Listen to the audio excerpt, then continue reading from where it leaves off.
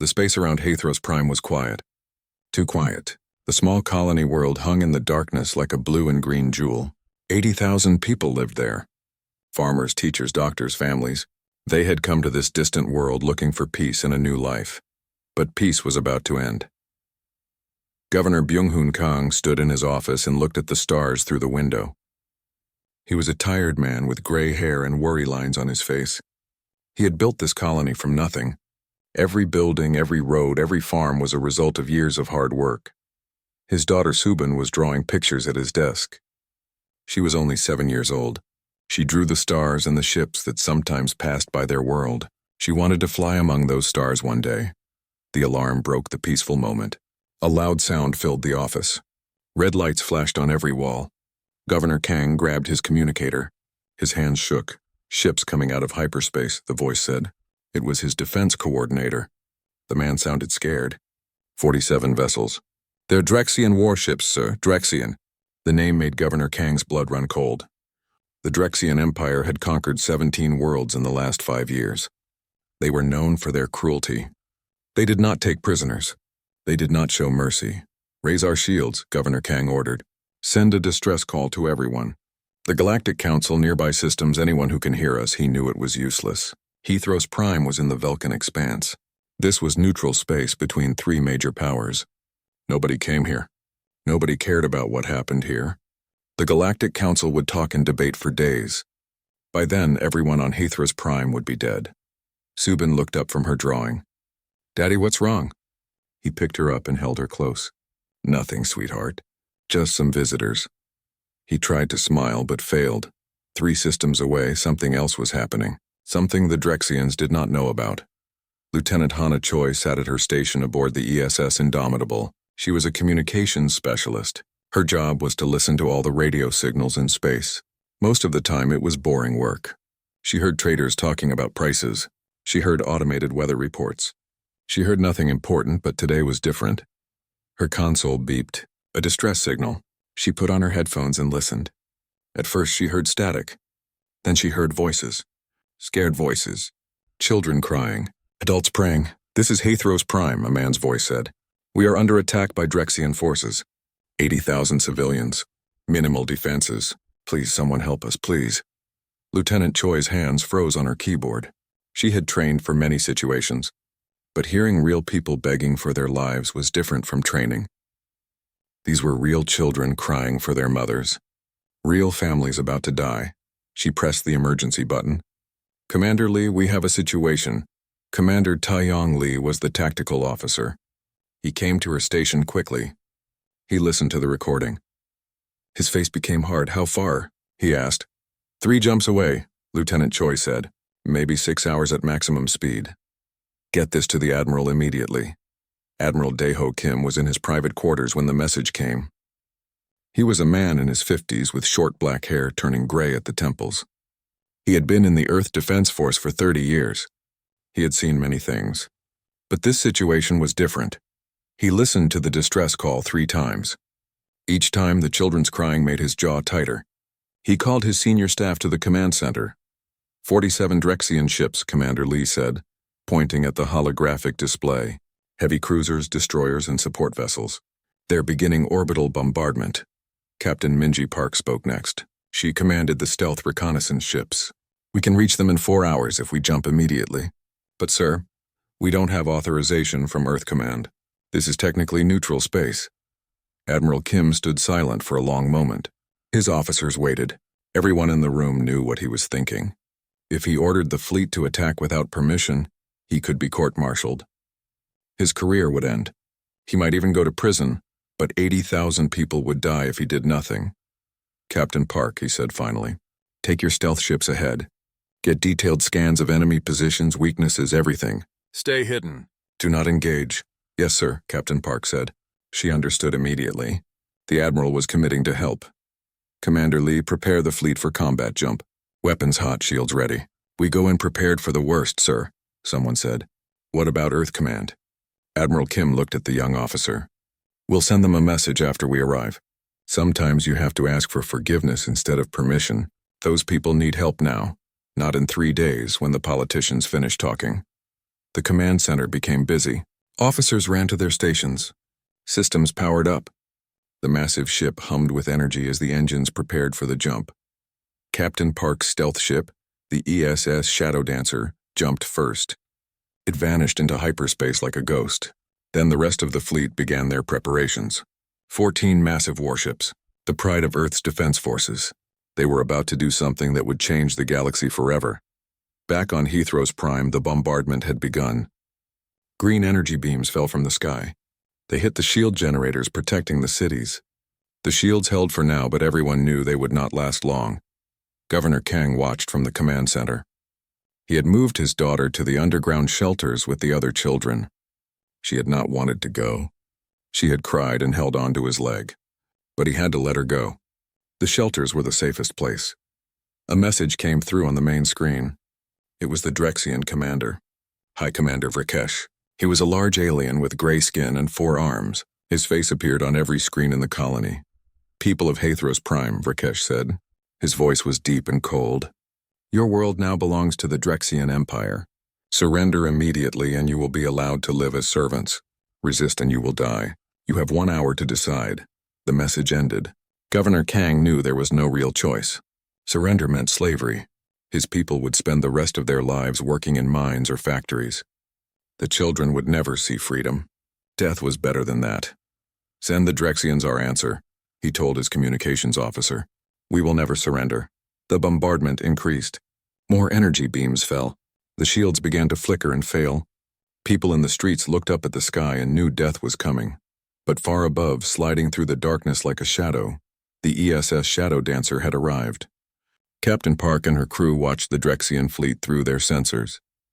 They recorded everything. Ship positions, weapon types, shield frequencies, everything the Admiral would need.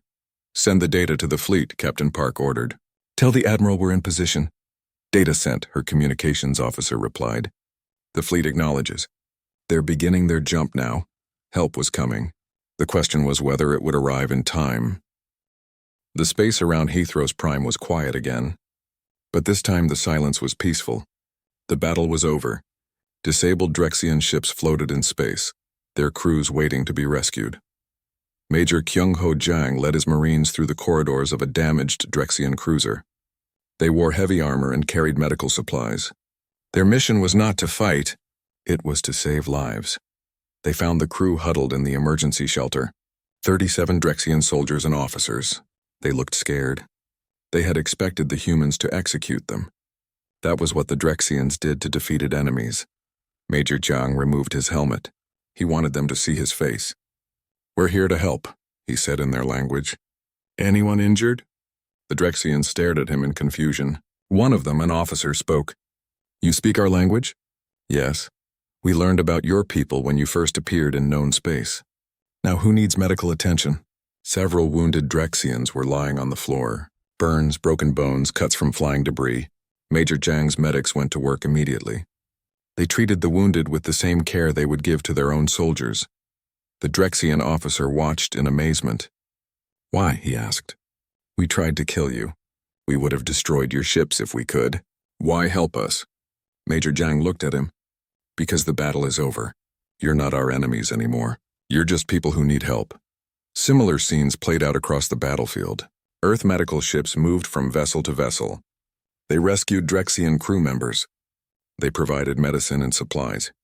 They even helped repair some of the damaged ships so they could limp back to Drexian space.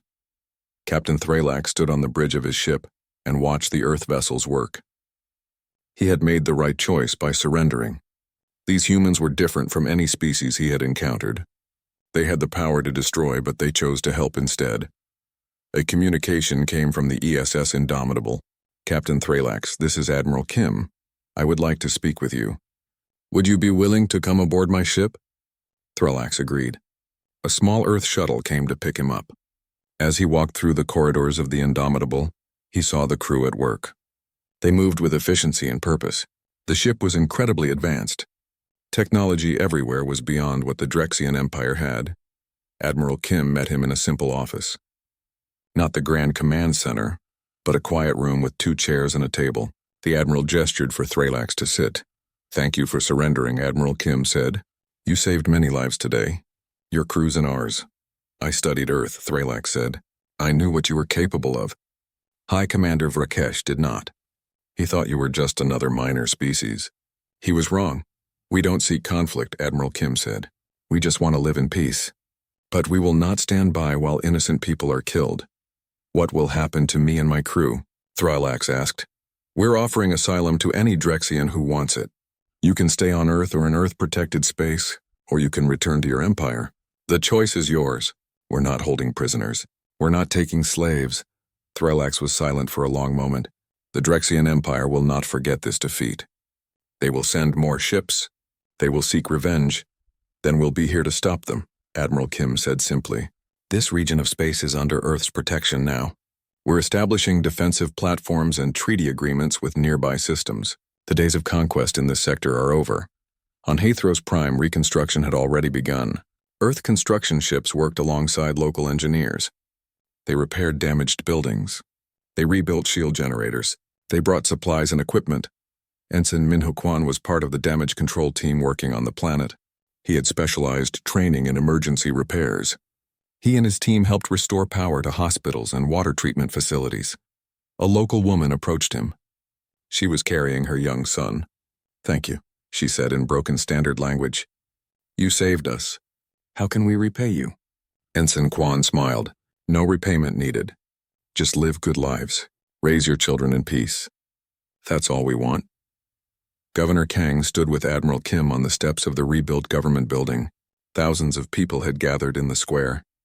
They wanted to see the man who had saved them. Speech, speech, the crowd chanted. Admiral Kim was not comfortable with public speaking. He was a military man, not a politician. But he stepped forward. People of Hathros Prime, he said. His voice carried across the square through speakers. We did not come here seeking glory or gratitude. We came because you needed help. Because your lives matter. Because in the vast darkness of space we all share the same home among the stars. He paused, looking at the faces in the crowd. Earth has made many mistakes in its history. We've fought wars among ourselves. We've hurt each other. But we learned something important from those dark times. We learned that the strong have a responsibility to protect the weak. That having power means using it to help, not to hurt. Little Subin pushed her way to the front of the crowd. She held up a drawing she had made. It showed Earth ships protecting her world. Admiral Kim saw her and smiled. This young artist understands what we're trying to do, he said, pointing to Subin. We're here to protect, to help, to make sure that children can grow up without fear, that families can build homes without worry, that people can live in peace. The crowd cheered, not because they worshipped the Earth forces as gods, but because they recognized genuine kindness and protection when they saw it. Back on Earth, the news of the Hathros incident spread quickly. Some politicians were angry that Admiral Kim had acted without authorization. They wanted to punish him for starting a conflict without permission, but Ambassador Ji-yeon Ryu stood before the Earth Council and defended him. Admiral Kim did what was right, not what was convenient, she said. He saved 80,000 lives. He showed the galaxy that Earth stands for something, that we're not just another power-seeking conquest. We're protectors. The Council debated for hours. Finally, they made their decision. Admiral Kim would not be punished. Instead, he would be promoted. Earth was officially establishing 6 new expeditionary fleets. Their mission, patrol the galaxy and respond to threats against innocent people. The Drexian Empire received a message from Earth. It was direct and clear. The Velkan Expanse is now under Earth protection. Any further attacks on this region will be considered an act of war against humanity. We recommend peaceful relations instead of continued conflict. The Drexian leadership met in emergency session. They watched recordings of the battle. They saw how easily their armada was defeated. They saw the power of Earth's weapons. They made a practical decision. The Drexian Empire agreed to peace talks. They offered massive reparations to Hathros Prime and the other worlds they had conquered. They opened diplomatic channels with Earth. It was not because they suddenly became peaceful. It was because they were smart enough to know when they were outmatched. Captain Thralax chose to stay with Earth. He was granted asylum and began teaching at Earth military academies. His lessons were simple but powerful. Don't fight enemies you cannot defeat. Don't make enemies of those who offer friendship. And never mistake kindness for weakness. 3 months after the battle, The ESS Indomitable prepared to leave Hathros Prime. Their work was done. The planet was safe. New defensive platforms orbited the world. A treaty was signed. Earth and Hathros Prime were now allies. Governor Kang stood with his daughter at the spaceport. They watched the massive Earth ships prepare for departure. Sobin held her father's hand. "Will they come back if we need help again?" she asked. Governor Kang nodded. "Yes, they promised. And I believe them." The Earth fleet jumped into hyperspace, vanishing in brilliant flashes of light. But they left something behind. Hope, security, and the knowledge that somewhere out in the vast darkness of space, there were people who would answer when you called for help. 1 year after the Battle of Hathros Prime, the galaxy had changed. News of Earth's intervention had spread across thousands of worlds. The story was told differently depending on who was telling it. Some said Earth had defeated the mighty Drexian Empire in minutes. Others said humans had weapons that could destroy planets. The truth was less dramatic but more important. Earth had shown that protecting innocent people was more valuable than conquering them. The Galactic Council held a special session to discuss Earth's growing influence. Representatives from hundreds of worlds gathered in the Great Assembly Hall. Counselor Yejin Im stood at the speaker's podium representing humanity. She was a small woman with sharp eyes and a calm voice. She had been a diplomat for 20 years. She knew how to speak to power. "Honored members of the Council," she began. "Many of you are concerned about Earth's military action at Hathros Prime. You say we violated protocols, that we acted without authorization, that we may have started a war." Some Council members nodded. Others whispered to each other. Counselor Im continued, "Let me ask you a question. How long did this Council debate before deciding to help Hathros Prime?" 3 days. "How long did it take Earth to respond?" 4 hours. "While you talked, people died. While you debated protocols, children hid in shelters waiting for death." The assembly hall became quiet. Counselor Im's voice was not angry. It was sad and firm. "Earth does not seek to dominate this council or any world. But we will not ask permission to save lives. We will not wait for approval while innocents suffer. If that makes us dangerous, then let us be dangerous on behalf of those who have no other protection." She paused and looked around the chamber. "We are not conquerors. We are protectors. Any world threatened by aggression can call on Earth. We will answer. We will help. And we will never ask for payment or territory in return." The speech ended. For a moment, nobody spoke. Then one delegate stood and applauded. Then another. Then dozens more. Not all of them. Some powerful empires were angry at Earth's new role, but many smaller worlds were grateful. Finally, someone was willing to help them. Within a week, 17 species requested defensive treaties with Earth. They wanted protection. They wanted to know that if they called for help, someone would come. On Hathros Prime, life had returned to normal. Better than normal. The colony was thriving. New buildings stood where bombed ruins had been. Trade ships came and went regularly. People no longer feared the sky. In the center of the capital city stood a memorial. It was a simple stone pillar with names carved into it. The names of everyone who died in the Drexian attack. At the base was a metal plaque with words in many languages. They called for help. Someone answered. Every morning, someone placed fresh flowers at the memorial. Usually it was Governor Kang or his daughter Subin. Sometimes it was random citizens who just wanted to remember and be grateful. Subin was 8 years old now. She was doing well in school.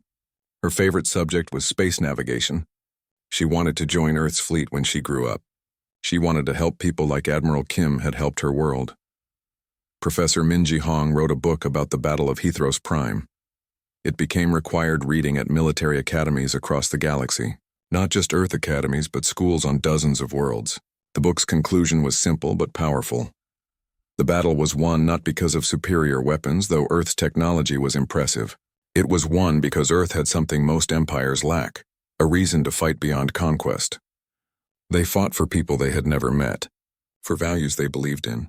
That made them unstoppable. On Earth, Admiral Daeho Kim had returned to his duties. He was now Fleet Admiral Daeho Kim, promoted to oversee all Earth expeditionary forces. His office overlooked the military academy where he spent much of his time. He taught classes to new officers. His lessons were practical, based on real experience. Today, he was speaking to a class of 200 cadets. They watched him with respect and attention. Power is easy to obtain, he told them.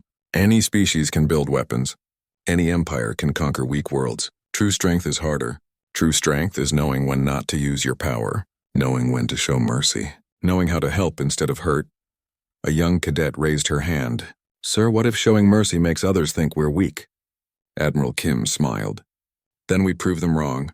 We showed mercy to surrendering Drexian forces. We helped their wounded. We let them go home. Did that make us look weak?" The cadet shook her head. "No, sir. It made other species want to ally with us. It showed we could be trusted." "Exactly," Admiral Kim said. "Remember this, we have weapons that can shatter worlds. We have ships that can cross the galaxy. But our greatest strength is not what we can destroy. It's what we choose to protect." In orbit around Earth, 6 new expeditionary fleets prepared for their missions. Each fleet had 14 ships. Each ship was crewed by the best people Earth could train. They were not going out to conquer. They were going out to patrol, to watch and to respond when help was needed. Fleet Admiral Seoyeon Kang watched the fleets depart from Earth Space Command headquarters. She was the highest-ranking military officer in Earth's defense forces. The responsibility for all these ships and lives rested on her shoulders. Her aide stood beside her. "Admiral, some politicians are worried. They say we're spreading ourselves too thin, that we can't protect everyone." "We can't protect everyone," Admiral Kang agreed. "But we can protect some. And that's better than protecting no one. Every life saved matters. Every child who grows up without fear matters. That's why we do this." Sergeant Junho Park had left military service and joined the diplomatic corps. He worked on establishing relationships between Earth and species that had once been enemies. He had become friends with several former Drexian soldiers. They met regularly to share meals and talk. One of them asked him a question over dinner. "Why do humans care so much about helping others? Most species only care about their own people." Sergeant Park thought for a moment. "We learned the hard way. We spent thousands of years fighting each other on Earth. Wars over land, resources, beliefs. Millions died. Then we finally figured out that we were all the same. All human. All sharing one world. All wanting the same basic things: safety, food, family, peace." He continued. "When we went into space, we realized the galaxy is the same as Earth. Different species, yes, but all wanting the same things. So we decided to treat everyone the way we learned to treat each other, with respect and help when needed." The Drexian nodded slowly. "That is why you will probably dominate the galaxy eventually. Not through conquest, through friendship." Captain Threllax had become a popular teacher. His classes at Earth Military Academy were always full. Students wanted to learn from someone who had fought against Earth and understood both sides. His most important lesson was about recognizing when you were wrong. "I served the Drexian Empire for 30 years, he told his students. "I believed we were bringing order to chaos, that our conquests were justified. I was wrong. It took seeing Earth's response at Hathros Prime to understand what true strength looks like. The Velkan Expanse was now the safest region of space in 3 sectors. Pirates avoided it. Aggressors went around it. Everyone knew that attacking anyone in that area would bring Earth's fleet running. And nobody wanted to face Earth's fleet. Trade flourished. Small colonies grew. Species that had been enemies for generations began talking to each other. Peace spread like ripples in water, all because one fleet had answered one distress call. In Fleet Admiral Kim's final report to Earth Command, he wrote something that became famous across the galaxy. The words were carved into stone at the entrance to every Earth military base. "We did not change the galaxy by showing our strength. We changed it by showing our character. Every species now watches to see what we will do." They expected no one to answer when Hathros Prime called for help. "We proved them wrong. Let us continue to prove them wrong every time someone needs us," and they did. In the years that followed, Earth's fleets responded to dozens of crises. Pirate attacks, natural disasters, attempted invasions. Each time they arrived quickly. Each time they helped without asking for anything in return. Each time they proved that calling for help actually meant something. The galaxy became smaller, more connected, safer, not because one species conquered everyone else, but because one species decided that protecting others was worth the cost. Little Subin, now a teenager, applied to Earth's Naval Academy. She was accepted. When asked why she wanted to serve, she gave a simple answer. "When I was 7 years old, my world was dying. We called for help and nobody came. Except Earth, they came. They saved us. Now I want to be like them. I want to answer when someone calls for help. I want to be the person who shows up when everyone else expected no one. Her application essay was shared across the galaxy. It inspired thousands of young people from hundreds of worlds. They all wanted the same thing, to be part of something bigger than themselves, to protect instead of conquer, to help instead of hurt. Earth's fleets continued their patrols. They watched over trade routes. They responded to distress calls. They protected the weak from the strong. And everywhere they went, they carried the same message. Captain Daewon Kim stood on the bridge of the UES Indomitable, watching the stars through the main view screen. His ship floated in space near the Frontier Relay Station, a massive structure that connected dozens of star systems. Around him, hundreds of alien warships gathered in formation, their hulls gleaming under the light of the nearby sun. Daewon was 42 years old, with gray streaks in his black hair and tired eyes that had seen too much death. He wore the dark blue uniform of Earth's Space Navy, but it looked plain compared to the colorful armor worn by the other species in the Galactic Coalition. Lieutenant Hayan Park sat at the weapons station behind him. She was 28, sharp-minded and always ready with a clever comment. Right now, though, she stayed quiet, studying the tactical display with focused eyes. "Captain," she said softly, "the Admiral is calling again." Daewon sighed. "Put him on screen." The view screen changed to show Admiral Vortex, a tall alien with 4 arms and scaled purple skin. His species, the Krillians, were known throughout the galaxy as brilliant engineers. They were also known for looking down on humans. "Captain Kim," Vortex said, his voice filled with barely hidden contempt, "your ship will remain in the rear support position. You will not engage the enemy. Your role is to provide medical supplies and rescue pods if needed. Do you understand?" Daewon kept his face neutral. "Yes, Admiral, we understand." "Good. Perhaps you can prepare food for the real warriors after the battle." Vortex made a sound that might have been a laugh. Several other alien officers on his bridge joined in. The screen went dark. Hayan slammed her fist on her console. "That arrogant piece of—" "Lieutenant," Daewon said quietly. "Focus." She took a deep breath. "Yes, sir." Young Ensign Taeyang Choi turned from the helm station. At 22, he was the youngest officer on the bridge. "Captain, why do they treat us like this? We've been part of the coalition for 3 years." "Because we're small," said Chief Engineer Ji-Woo Lee over the intercom from the engine room.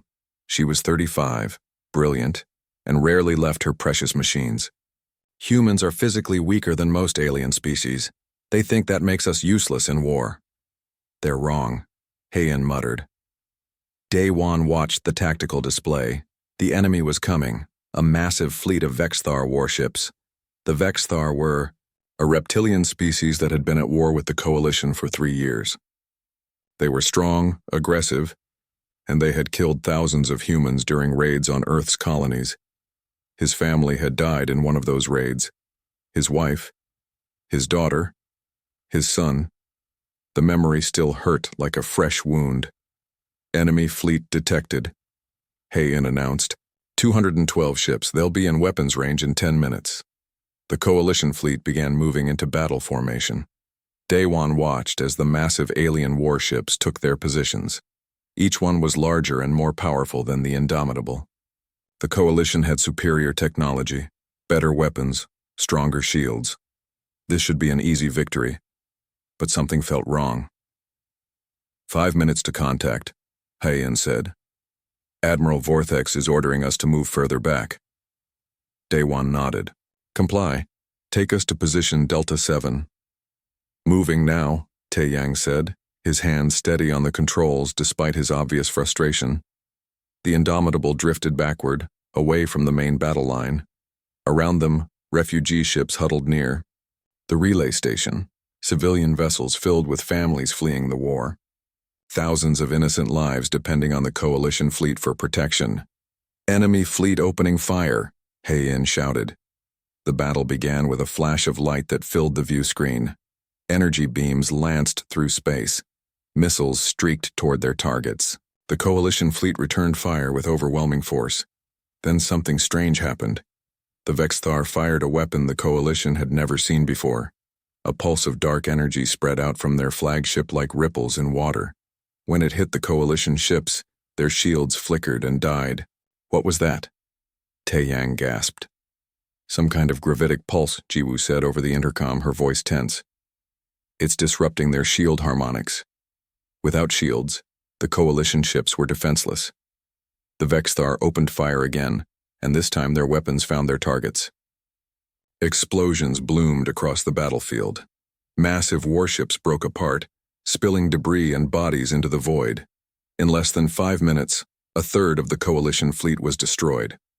All ships, retreat. Admiral Vorthex's voice crackled over the communications channel. Full retreat. Abandon the station.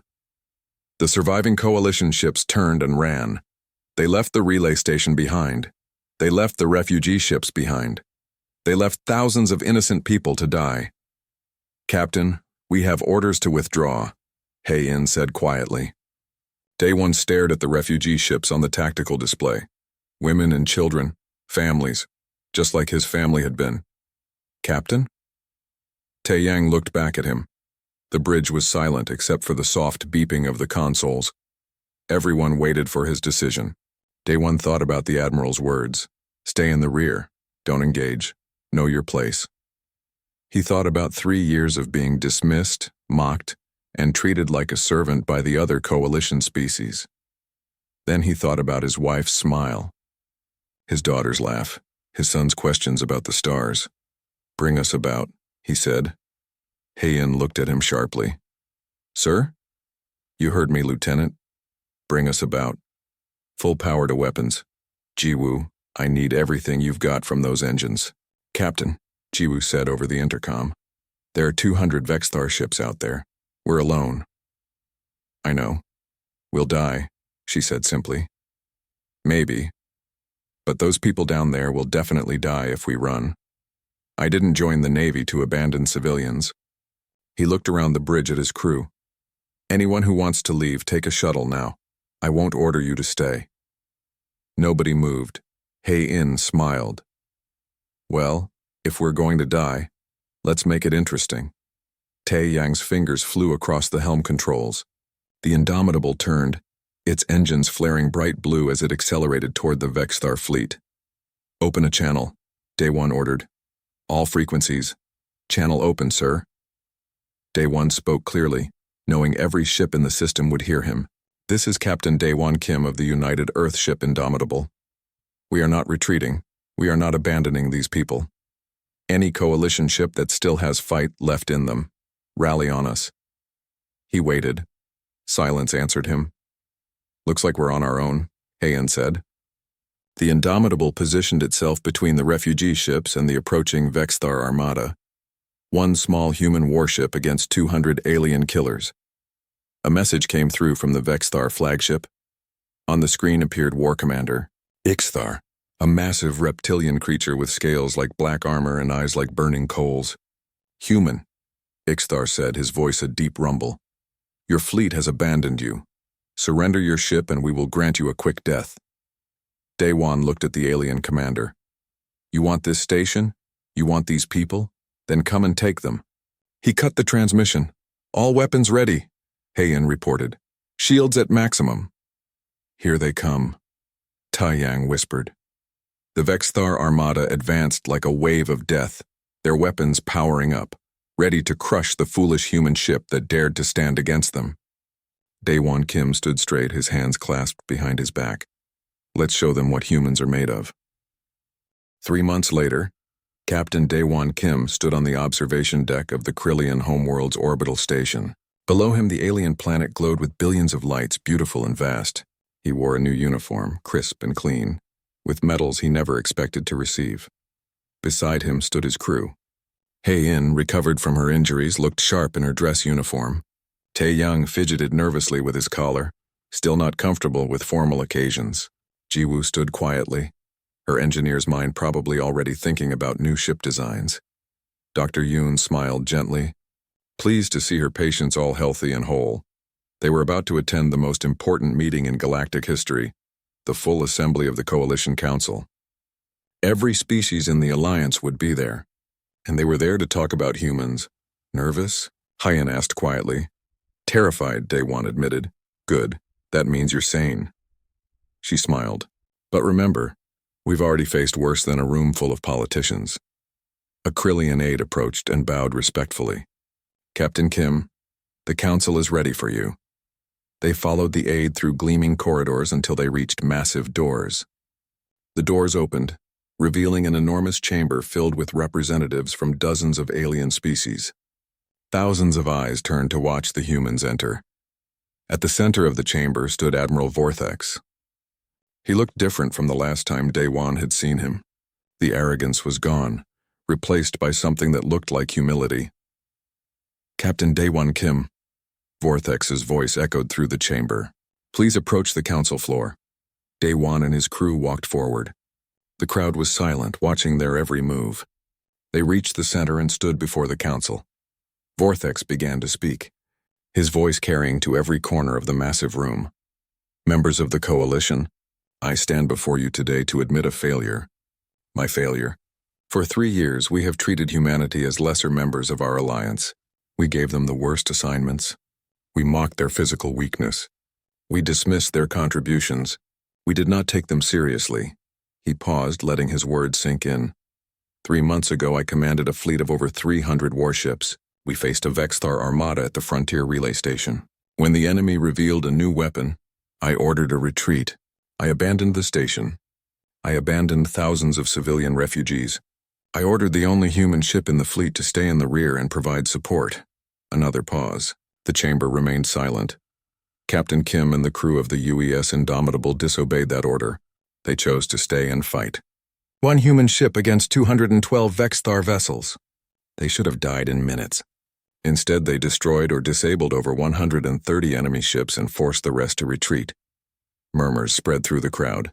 Many of them had heard the story, but hearing it stated so plainly made it seem even more impossible. They did this not with superior technology or overwhelming force. They did it with creativity, determination, and a refusal to accept defeat. They used tactics we had never considered. They fought in ways we thought were impossible. They showed courage that shamed us all. Vortex turned to face Day-One directly. I dismissed you, Captain. I called you weak. I suggested you were only fit to cook and clean while real warriors fought. I was wrong. You showed me that true strength is not about physical power or advanced weapons. True strength is about the will to stand when standing seems impossible. It is about protecting others even at the cost of your own life. The Admiral placed all 4 of his hands over his heart in the Krillian gesture of deepest respect. You and your crew are warriors of the highest order. You have earned the respect of every species in this chamber, and I formally apologize for the dishonor I showed to you and to all humans. The crowd erupted. Thousands of aliens stood and made their own gestures of respect. The sound was overwhelming. When the noise finally died down, Vortex continued. I have proposed several resolutions to this council, and they have all been approved unanimously. First, humans will no longer be relegated to support roles. They will be given full combat status in all Coalition operations. He gestured to a holographic display that appeared in the center of the chamber. Second, Earth will be given a permanent seat on the Coalition War Council. Human tactical doctrines will be studied and integrated into our military training. We have much to learn from their approach to warfare. The display changed, showing a ship design, sleek and powerful, clearly built for war. Third, the Coalition will fund the construction of Earth's first battle fleet. 20 new warships designed by human engineers built with Coalition resources. This fleet will be commanded by Captain Day-One Kim and will be designated the First Human Task Force. Day-One felt his breath catch. A fleet, an entire fleet under his command. Finally, Vortex said, his voice growing softer. The Coalition will build a memorial in Earth's orbit. It will incorporate a piece of the U.S. Indomitable recovered from the battlefield. That ship and its crew saved thousands of lives and changed the course of this war. They will never be forgotten. The chamber erupted again, this time with cheers and applause from every species. Day-One stood there, overwhelmed, not sure what to say or do. Hyan leaned close and whispered, "They're cheering for us, for humans. Can you believe it?" "No," he admitted. "I really can't. When the noise finally settled, Vortex gestured for Daewon to speak. The human captain stepped forward, his heart pounding. "Thank you, Admiral. Thank you, council members. I accept these honors on behalf of my crew and all of humanity, but I want to say something important." He looked around the chamber, meeting the eyes of aliens from a dozen different species. "We didn't fight at Frontier Relay because we wanted glory or recognition. We fought because it was right. Because people needed protection and we were there to provide it. That's what being a warrior means to humans, not fighting for honor or conquest, but fighting to protect those who cannot protect themselves." He paused, choosing his next words carefully. "Humans aren't the strongest species. We're not the fastest or the smartest. Our technology is simple compared to yours. But we have something that cannot be measured or quantified. We have the will to stand when standing is hard. We have the courage to fight when fighting seems hopeless. We have the stubbornness to never ever give up." His voice grew stronger. "That's what it means to be human. We're not heroes. We're just people who refuse to be broken. And now that you've accepted us as equals, now that you've given us the chance to prove ourselves, I promise you this. We will fight beside you. We will bleed beside you. We will never abandon you the way we were abandoned." He looked at his crew, then back at the council. "Together we can win this war. Together we are stronger than any enemy. And together, we will show the Vexthar and anyone else who threatens the innocent that the Coalition does not surrender, does not retreat, and does not abandon those who need protection." The chamber exploded with applause. Thousands of aliens cheered for the human captain who had stood alone and won. They cheered for the crew who had refused to give up. They cheered for humanity itself. 6 months later, Daewon stood in Earth's orbit, looking at a twisted piece of metal encased in transparent protective material. It was a section of the Indomitable's hull, scarred by battle, marked by burns and impacts. The memorial was simple but powerful, a reminder of what one ship and its crew had accomplished. Hei In, Jiwoo Taeyang, and Dr. Yoon stood with him, all of them wearing the uniforms of the First Human Task Force. Behind them, through the station's windows, they could see the 20 new warships of Earth's fleet, ready for their first mission. "What do you think she would say?" Taeyang asked quietly, looking at the hull fragment. "The Indomitable. If she could see this," Jiwoo smiled, "she'd probably tell us to stop being sentimental and get back to work." They all laughed. It felt good to laugh. "They're calling it a miracle," Heian said. "The Battle of Frontier Relay. They're teaching it in military academies across the galaxy. One human ship defeating an armada. It wasn't a miracle," Daewon said firmly. "It was just humans being human. We saw people who needed help and we helped them." "That's all? Is that really all?" Dr. Yoon asked gently. "I think it was more than that. I think we showed the galaxy something they had forgotten. We reminded them what it means to stand for something bigger than yourself." Daewon considered her words. Maybe she was right. Maybe the Indomitable sacrifice had changed more than just military tactics. Maybe it had changed hearts and minds across the galaxy. "Captain," a voice said over his communicator, "the fleet is ready for departure, awaiting your orders." He looked at his crew one last time, then touched the memorial with his hand. The metal was cold and rough under his fingers. "We'll make you proud," he whispered to the ship that had saved them all. "I promise." Then he turned away and led his crew toward the docking bay where their new ships waited. There was work to do. There were people to protect. There was a war to win. As they walked, Hyen spoke up. "Sir, what are we naming the flagship?" "The new ship you'll command,"